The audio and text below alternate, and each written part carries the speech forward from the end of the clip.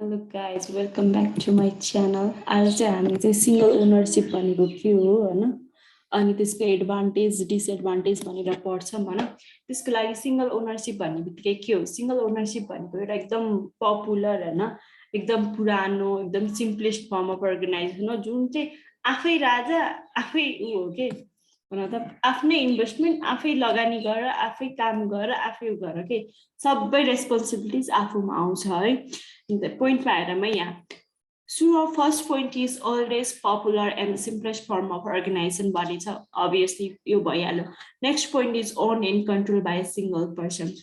एउटै मान्छेको धनी भयो के त्यो हुन्छ नि जे गर आफै गर वाला कन्सेप्ट त्यो हो हैन then third point is firm to fulfil own goals and use of own resource आफ्नै त्यो काम गर्न आफ्नै रिसोर्स चाहियो अनि आफ्नै गोल आफ्नै टार्गेट फुलफिल गर्नु पर्यो नि त यसमा हैन सो त्यसको लागि चाहिँ अब हाम्रो के हो नि next point is total control and freedom to run the business in his or her own way यसमा के भनेको छ भने हैन आफ्नो टोटल कन्ट्रोल फ्रिडम मलाई आज काम गर्नु मन लाग्छ सो काम गरौँ मलाई आज काम गर्न मन लाग्छ छैन भन्ने हुन्छ नि त्यो नगर्ने आज काम बन्द त्यस्तो टाइपको उ हैन अनि next one is bears any profit or loss by himself or so total risk on the owner हैन म एउटा एक्जाम्पल दिन्छु हैन सपोज मसँग एउटा के भन्छ डिटर्जेन्टको कम्पनी छ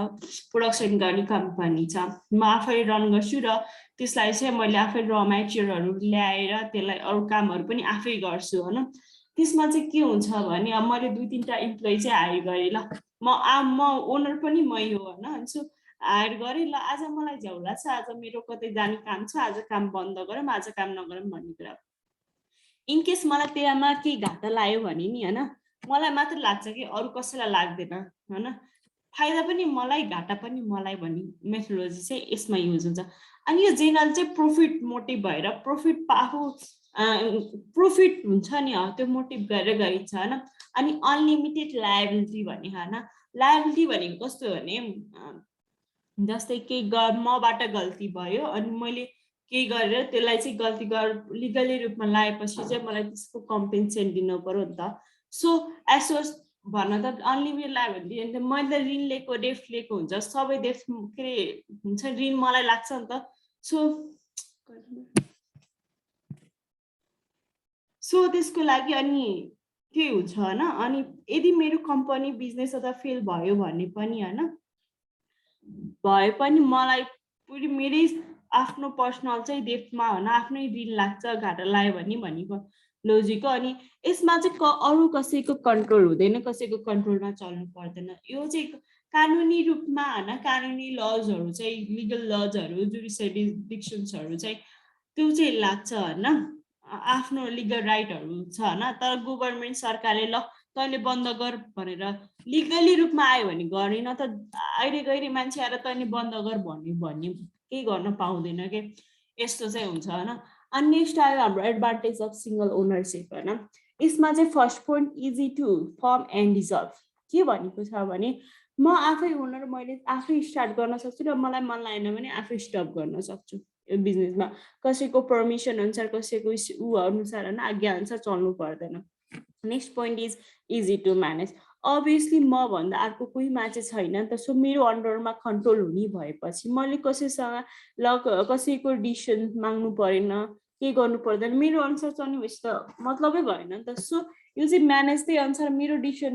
हुन्छ नि त त्यही भएर मलाई म्यानेज गर्न नि गाह्रो भएन डाइरेक्ट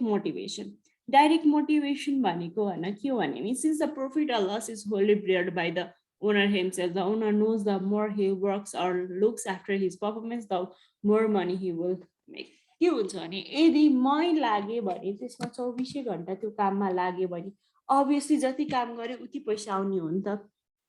अनि जति काम गरे बुद्धि लगाए त्यति पैसा आउने हो नि त सो यसमा चाहिँ त्यही हो कि डाइरेक्ट मोटिभेसन म गरे त पैसा आयो म गरिन भने पैसा आएन भन्ने कुरा अनि एब्सोल्युट कन्ट्रोल अभियसली त्यो ओनरमै फुल कन्ट्रोल छ भने त्यहाँ चेन्ज गर्ने नि उसैको पर्मिसन अनुसार चेन्ज हुन्छ नि त अदरवाइज हुँदैन so that is absolute control next point is business accuracy भनेको के हो भने the owner has the advantage of not sharing any of his business trade and secrets with any secrets with anyone else हैन भन्नको मतलब के हो भने अब कुनै पनि अब बिजनेसलाई माथि लाने स्ट्राटेजी हुन्छ एउटा फलोअप हुन्छ एउटा मेथोडोलोजी हुन्छ त्यही अनुसार गर्ने पनि एउटा तरिका हुन्छ कि बिजनेस चलाउने सो त्यसको चाहिँ अब कसैको ट्रिक्स हुन्छ कसैको ट्रिक्स हुँदैन सो त्यो ट्रिक्स कसैसँग सेयर गर्नु पर्दैन कुनै पनि बिजनेसको अब ला मलाई घाटा हुँदैछ मेरो केही हुँदैछ मलाई इलिगल जे भयो नि यदि इलिगल वेले काम गरिरहेको छ भने त त्यसको जुन सिक्रेट छ नि त्यो बिजनेसको कसैलाई पनि थाहा हुँदैन नि त सो आफै राजा आफै भएपछि त फुल एन्ड कन्ट्रोल आफैमा छ रङ गरे पनि उसैलाई थाहा छ राइट गरे पनि उसैलाई थाहा छ next point is promptness in decision making अब कसैलाई गएर यो चेन्ज गर्नुपर्छ भन्ने कुरा no need to discuss any changes that need to be brought with any one else भनेको कसैसँग गएर मेरो डिस्कस गरेर यो चाहिँ चेन्ज गर्नुपर्छ भन्ने कुरा आउँदैन होइन fitness to implement any talent or special knowledge obviously अनि next point is flexibility in operation होइन फ्लेक्सिबिलिटी इन अपरेसन भन्नाले के हुन्छ भने एउटा एज अ सिङ्गल ओनर भएर होइन उनीहरूले चाहिँ सबै रिस्क लिने काम आफै गर्छ इम्पोर्टेन्ट काम पनि आफैले गर्छ अनि इम्प्लोइलाई तेरो काम यो हो उसको तिम्रो काम यो हो भनेर कामहरू डिभाइड गर्ने लेखेर अपरेट कसरी र मेटेरियल ल्याउनेदेखि लिएर त्यसलाई रन गराएर प्रोडरमा राखेर मिक्स गराएर हुन्छ नि साबुनको प्रोडक्सनदेखि लिएर आफै हुन्छ नि आफैको अन्डर अब्जर्भेसनमा राखेर अनि यो गर्दा यो हुन्छ अनि डिसिसन लिने सबै कुरा उसको हातमा हुन्छ त्यसलाई नै भन्छ flexibility in operation next personal relation with customer and employee कस्तो हुन्छ नि एज अ ओनर म भए मेरो अन्डरमा 2-3 इम्प्लोइ छन् र मैले सामान त्यो जुन मैले अघि भने नि जुन साबुन अथवा डिटर्जेन्ट त्यो चाहिँ मैले बेच्नु पर्यो मैले चाहिँ के गर्नु पर्यो भने डाइरेक्ट कस्टमरलाई लगेर बेचेँ भने मैले तिनीहरूको बिचको इन्टरेक्सन थाहा पाउँछु कि तिनीहरूलाई मैले बेचेको साबुनबाट खुसी छन् कि नै सेटिस्फाई छन् कि नै भन्ने कुरा मलाई नलेज हुन्छ होइन अनि त्यसले गर्दा कस्टमर र जुन ओनर बिचको रिलेसन छ कस्टमर र इम्प्लोइ बिचको रिलेसन पनि राम्रो हुन्छ होइन केही समस्या पऱ्यो भने डाइरेक्ट ओनरलाई नै भन्न सक्छ नि त इम्प्लोइहरूले नि मेरो आज यस्तो छ सो मलाई आई निड अ लिभ भनेर भन्दाखेरि नि त उनीहरूले बिदा दिन्छ तर नट पोस्टिरियर वाइज उसको अब उनीहरू डाइरेक्ट म्यानेजरलाई भर्न म्यानेजरबाट त्यो सिनियर म्यानेजरलाई भर्न त्योबाट बल्ल ओनरलाई भर्न पनि त्यो ओभरअल प्रोसिडियरमा त जुन छ नि डिसिजन डिले हुने चान्सेस भएन त छिटै आउने भयो होइन अनि अर्को कुरा के एडभान्टेज छ भने इम्प्लोइले एकदम इन्भल्भमेन्ट कस्टमरसँग र कस्टमरलाई त्यो जुन फिडब्याक आउँछ अनि इम्प्लोइमा आएर भन्छ यस्तो यस्तो गर्नु पर्यो ल यस्तो यस्तो गर्नु पर्यो यो डिरेक्सनमा गर्नु पर्यो भन्ने कुरा चाहिँ जसले गर्दा कुनै पनि कम्पनी अथवा केहीको इफिसियन्सी हाई हुन्छ होइन अनि आफ्नो जुन एक्सटर्नल इन्भाइरोमेन्टमा कतिको इन्टरनल इन्भाइरोमेन्ट र एक्सटर्नल इन्भाइरोमेन्टमा बिहेभियरहरू सबै अब्जर्भ गरेर हेरिराखेको हुन्छ यो नि एउटा एडभान्टेजै हो अनि लिमिटेड गभर्मेन्ट कन्ट्रोल मैले अघि नै भने कोही अहिले गहिरे आएर तैँले यो गर्न पाउँदैनस् भन्न पाउँदैन कि त लिगल एक्सन हुनुपर्छ नत्र आफ्नो प्राइभेट ओन अर्गनाइजेसन हो त कसैको अन्डरमा काम गर्नु पर्दैन सो अब आयो हाम्रो disadvantage of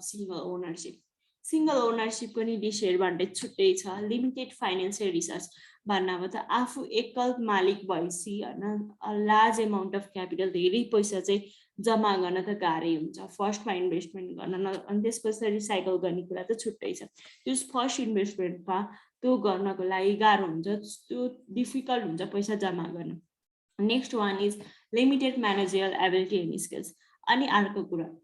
not a single person is a perfect right so उसमा चाहिँ प्रत्येक एस्पेक्ट जुन एउटा ओनरमा जुन म्यानेज गर्नेदेखि लिएर मार्केटिङ ह्युमन रिसोर्स मिलाउने कुरा फाइनेन्सियलको कुरा प्रोडक्सन अडिटिङ यस्ता कुराको केही पनि नलेज हुँदैन एउटा हुन हुन्छ तर सबैमा प्रत्येक 100% नलेज हुन्छ भन्ने हुँदैन कुनै न केही स्किल्सहरू कम हुन्छ मान्छेमा होइन सो उसले चाहिँ सबै कुराको इन्फर्मेसन ग्यादर गर्न के हुन्छ नि एकैचोटि लिन उसलाई प्रेसराइज हुन्छ र त्यो गाह्रो पनि हुन्छ अनि अर्को अनसर्टेन ड्युरेसन अनसर्टेन ड्युरेसन भनेको अचानक अथवा केही नचाहेको हुने के भन्नाले कस्तो हो भन्दाखेरि होइन अब एउटा मान्छेले बेहोरिरहेको छ व्यापार गरिरहेको छ सो त्यो मान्छेलाई इनकेस केही भयो भने होइन पुरै बिजनेसै डुब्छ कि उसले कति लोन लिह कति बुझाउन कहाँबाट र मेटेरियलहरू ल्याइरहेको छ यस्ता कुरामा नि भर पर्छ so next point is unlimited profit orient अनि कस्तो हुन्छ नि एउटी यदि यो जुन कम्पनी पनि राम्रो हातमा ओरिएन्टेड भएर पुग्यो राम्रो मान्छेको हात उनीहरूमा छ भने राम्रो प्रोग्रेस गर्छ नराम्रो हातमा पर्यो भने नराम्रो हुन्छ भन्नको मतलब इन केस मिसयुज पनि गर्न सकिन्छ कि जुन त्यो गभर्मेन्टले आएर नदिएसम्म त उसले जे पनि गर्न सक्छ नि त सो अनि अर्को के हुन्छ भने चार्जेस हुन्छ एउटा लिमिटेडको सपोज एउटा सबैलाई 40 रुपियाँ पर्छ अनि त्यो सिङ्गल ओनर जुन कम्पनीको मान्छे छ नि ओनरले चाहिँ एउटालाई चाहिँ मैले चाहिँ 50 रुपियाँमा बेचिदिन्छु अनि कि घटाएर 20 रुपियाँमा बेचिदिन्छु यस्तो गर्यो भने चाहिँ उसको जुन लोयल्टीमा नै जुन कस्टमरप्रतिको लोयल्टीमा ह्याम्पर पर्छ है नेक्स्ट आयो अनलिमिटेड लायबिलिटी भनेको जुन अघि मैले भने इन केस त्यो ओनरलाई केही गरेर घाटा लायो भने के भयो भने ऊ त चुल्लुमै डुब्छ उसले आफ्नो भएको जग्गा जमिन सबै बेच्नुपर्छ र ऋण तिर्नुपर्छ सो यसमा चाहिँ अनलिमिटेड लायबिलिटी भन्ने कुरा चाहिँ आउँछ owners assures all the debt in case any of the failure of the business the owner will be required to sell off the property business as well as personal wants to pay off the debt अनि आयो health issues र time management obviously health issues भनेर यदि त्यो ओनरलाई बिरामी भयो भने कति दिन 1 महिनासम्म हस्पिटलाइज भयो भने पुरै काम रोकिन्छ हल्टमा बस्छ टाइम म्यानेजमेन्ट एउटा मान्छेले नै 10 थरी आँखा लाउन सक्दैन सो टाइम म्यानेजमेन्ट इज गर्न एकदम गाह्रो पर्छ this is all of our today's topic thank you this was for today by